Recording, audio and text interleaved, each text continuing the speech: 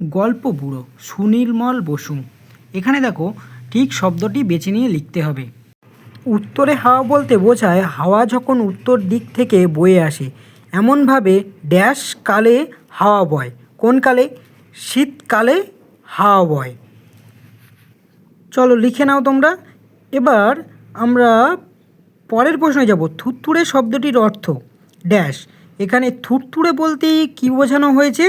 এখানে থুরথুরে বলতে নড়বড়ে বোঝানো হয়েছে। লিখে নাও সবাই, নড়বড়ে। রূপকথা গল্পে যেটি থাকে না। আচ্ছা, রূপকথা গল্পে কি থাকে না? উড়োজাহাজ থাকে না। এবার আমরা পরের প্রশ্নর দিকে যাব। 1-4 রূপকথা গল্প সংগ্রহ করেছেন এমন একজন লেখকের নাম বেছে নিয়ে লেখো। এখানে রূপকথা লিখেছেন কি? দক্ষিণারঞ্জন মিত্র মজুমদার। এবার তোমরা সবাই এটা ভালোভাবে লিখে নাও। এবার পরের প্রশ্নের দিকে আমরা যাব। পরের প্রশ্ন হলো, এবার আমরা 2-1 দাগে যাব। লেখালেখি ছাড়া সুনির্মল বসু আর কোন কাজ করতে পারতেন? এখানে আমাদের কবি লেখালেখি ছাড়া আর কি কাজ করতে পারতেন? ভালো ছবি আঁকতে পারতেন। তাহলে সুনির্মল বসু ভালো ছবি আঁকতে পারতেন। সবাই লিখে নাও, ছবি আঁকতে পারতেন। এবার আমরা 2 নম্বরের প্রশ্নের দিকে যাব। 2 নম্বর তার লেখা দুটি বইয়ের নাম লেখো। তাহলে এই সুনির্মল বসুর দুটি বইয়ের নাম কি হবে? হাওয়ার দোলা ও ছানা বড়া। এই দুটি তুমি লিখলেই হয়ে যাবে সুনির্মল বসুর দুটি বইয়ের নাম। এবার পরের প্রশ্নই আমরা যাব। দেখো এখানে 3 নম্বরে বলছে এলোমেলো বর্ণগুলিকে সাজিয়ে শব্দে তৈরি করো। তাহলে আমরা এবার এলোমেলো বর্ণকে সাজিয়ে ধরবো। 3-এর এই 5টি তোমরা সবাই লিখে নাও। এবার এর উত্তরগুলো আমি বলে দিচ্ছি, তোমরা লিখতে থাকো।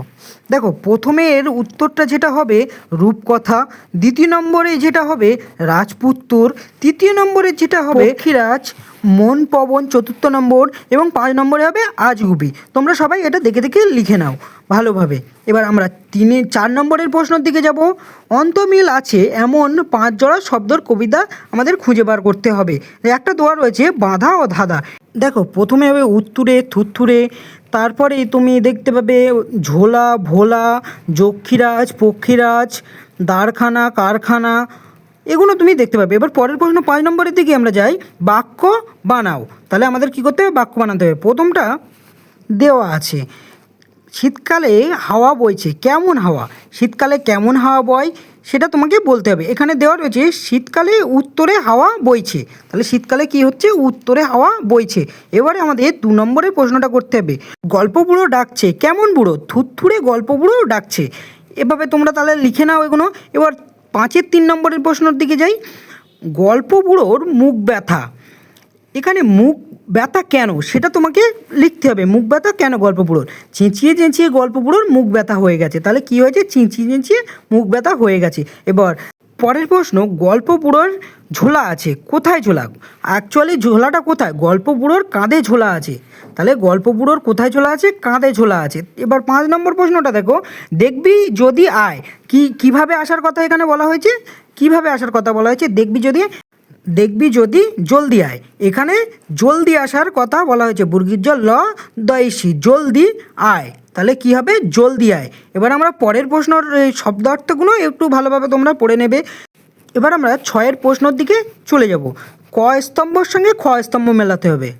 প্রথমটা তাহলে কি হবে? তল্পি। তল্পি কথার অর্থ কি? ঝোলা। ঝোলা মানে তল্পি। দ্বিতীয় রূপকথা আছে।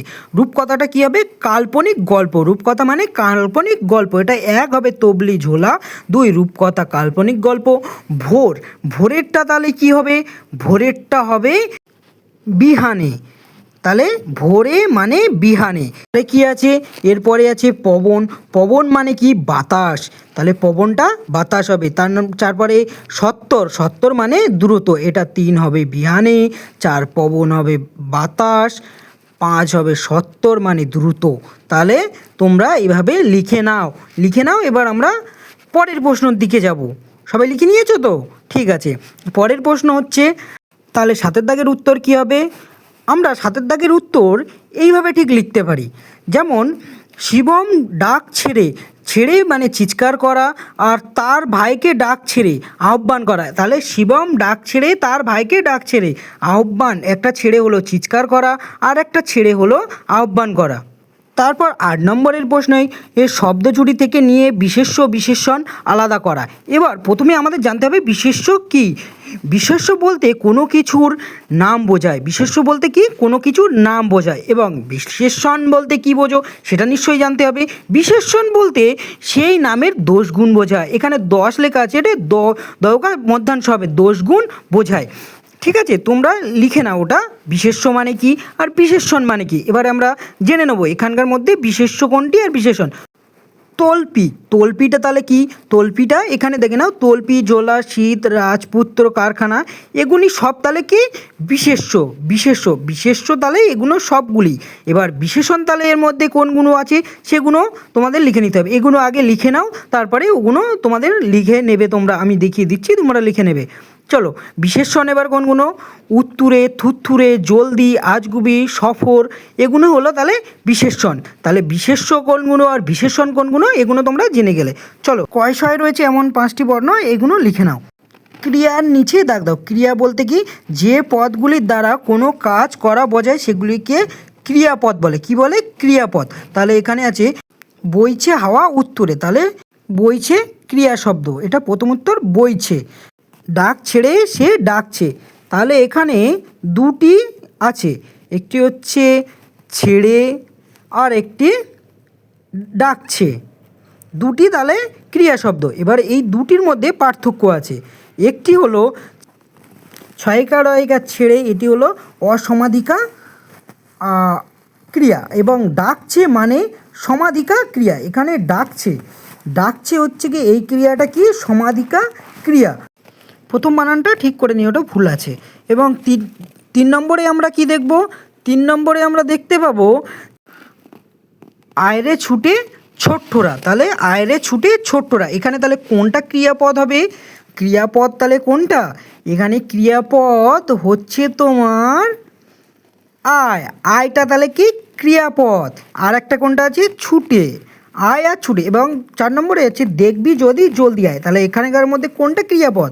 দেখবি, আয়, তাহলে এই দুটো। এবার চেঁচিয়ে তার মুখ ব্যথা, চেঁচিয়ে হলো এখানে ক্রিয়াপদ। এবার পরের প্রশ্নই যাব। তোমার দৃষ্টিতে গল্প পড়ে সাজানো পোশাকটি কেমন হবে তা একটা ছবি, তোমাদের মনের মতন যে কোনো একটা ছবি এখানে এঁকে দিতে পারো। 12 নম্বরের প্রশ্নে নিচের প্রশ্নগুলির উত্তর নিজের ভাষায় লেখো। সব প্রশ্ন এক এক করে দেখে নাও, এবার উত্তরগুলো আমি বলে দেব। প্রথম প্রশ্ন হচ্ছে গল্প বুড়ো কখন গল্প শোনাতে আসে? কবি সুনির্মল বসুর লেখা গল্প বুড়ো কবিতায় শীতকালের ভোরবেলায় যখন উত্তর দিক থেকে হাওয়া বইতে থাকে তখন থুত্তুরে বুড়ে গল্প শোনাতে আসে। এবার 2 নম্বরের প্রশ্ন, গল্প বুড়োর ঝোলায় কী কী ধরনের গল্প রয়েছে? কবি সুনির্মল বসুর লেখা গল্প বুড়ো কবিতায় যে গল্প বুড়োর কথা বলা হয়েছে তার ঝোলায় রয়েছে নানা ধরনের গল্প, যেমন দৈত্য দানব, যক্ষীরাজ, পক্ষীরাজ, মনোপবরের দ্বার, সারবাধা, কড়ির পাহাড়, সোনার কাঠি, তেপেন্তরের মাঠ, টলে, ময়নামতি, হট্টমেলার হাট, বন্দিনী, কেশবতী কন্যা ইত্যাদি। তাহলে এখানে এইগুলো ধরনের গল্প রয়েছে। পরের প্রশ্নের দিকে আমরা যাব। গল্প বুড়ো শীতকালের ভোরে ছোটদের কিভাবে ঘুম থেকে ওঠাতে চান? গল্প বুড়ো শীতকালের ভোরে রূপকথা চাই, রূপকথা বলে হাঁটতে থাকে। ছোটদের উদ্দেশ্যে সে ডাক দেয়, সে তার ঝোলাতে নানা রকমের মজার গল্প রয়েছে। ছোটরা যদি তাড়াতাড়ি আসে তবে সে তাদের তা শোনাবে। এইভাবে গল্প বুড়ো শীতকালের ভোরে ছোটদের ঘুম থেকে ওঠাতে চায়। এবার পরের প্রশ্ন, রূপকথার কোন কোন বিষয় কবিতাটিতে রয়েছে? রূপকথার যে যে বিষয় সুনির্মল বসুর লেখা গল্পবুড়ো কবিতাটিতে রয়েছে তা হলো দৈত্য দানব, যক্ষীরাজ, রাজপুত্তর, পক্ষীরাজ, মনোপবন, দ্বার, সারবাধা, কড়ির পাহাড়, চোখ ধাঁধানো, হীরামানিক, ঝলমলে, সোনার কাঠি, টলটলে, ময়নামতি, তেপান্তরের মাঠ, হট্টমেলার হাট, বন্দিনী, কেশবর্তী কন্যা ইত্যাদি। পরের প্রশ্ন, গল্পবুড়ো কাদের তার গল্প শোনাবে না? গল্পবুড়ো শীতের সকালে ঝোলাভর্তি মজাদার গল্প নিয়ে এসে ছোটদের হাঁক দিয়েছে, কিন্তু যারা ঘুম ভেঙে শীতের ভোরে আসবে না গল্পবুড়ো তাদের গল্প শোনাবে না। এখানে বলছে তোমার শোনা একটি নিজের রূপকথার গল্প লেখো। ঠাকুমার ঝুলিও রূপকথার গল্প, তোমরা ঠাকুমার ঝুলি থেকেও লিখতে পারো। তুমি কিন্তু সবার থেকে অনেকটা একটু এগিয়ে গেলে।